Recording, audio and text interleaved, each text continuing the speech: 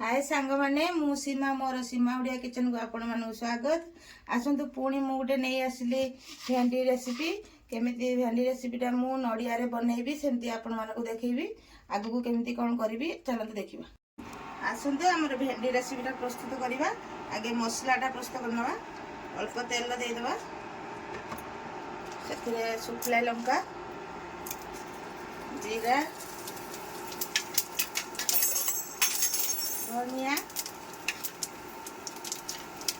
कटा पियाज गोटा रसुण धनिया पत्र मुझे कही नड़ियाटा ये नड़ियाटा संतुला आग नहीं आम समय संतुली नवा। देखो आमर कि समय भाजी हो गलानी आम आपको काढ़ी नवा तार गोटे पेस्ट बनैबा।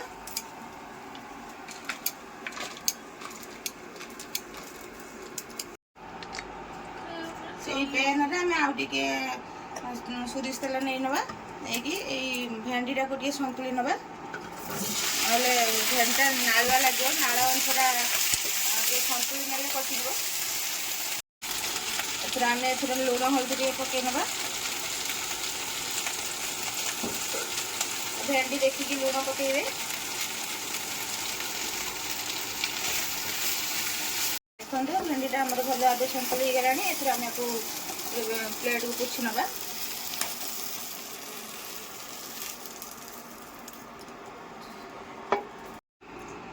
आसंतु तार मसलाटा को प्रस्तुत करनबा। आगे तेल टे पकईबा सोरिष पकई नेबे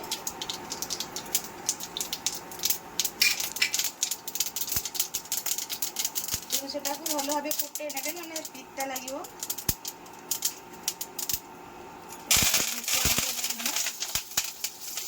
अल्प हेंगु देबे से मसलाटा को दे जो मसलाटा प्रस्तुत करते से मसलाटा को देखते आम लुण हल्दी पकई नवा। लुण आमर भेंडी रे पड़ता से अनुजाई पकईबे हलदी लंकाटा आम शुखला लंका देजे से कुंड देखिए पकईजे मसलाटा देखो हो आसला ये आम ये खटा दबा तेंतुली खटा देले भल लगे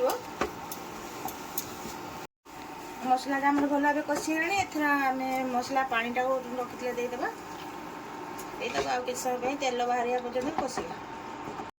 देखो आम मसला हो आसला एथर आम भेंडी देदेबा जो संतुली भेंडा रखिदे मसला सहित मिक्स करनवा। आम ए खटाटा दे जेहेतु से आम गुड़ चीनी की अल्प टे गुड़ चीनी की पानी कर सेमती भी देपारे मुझे पानी कर मिक्स करना।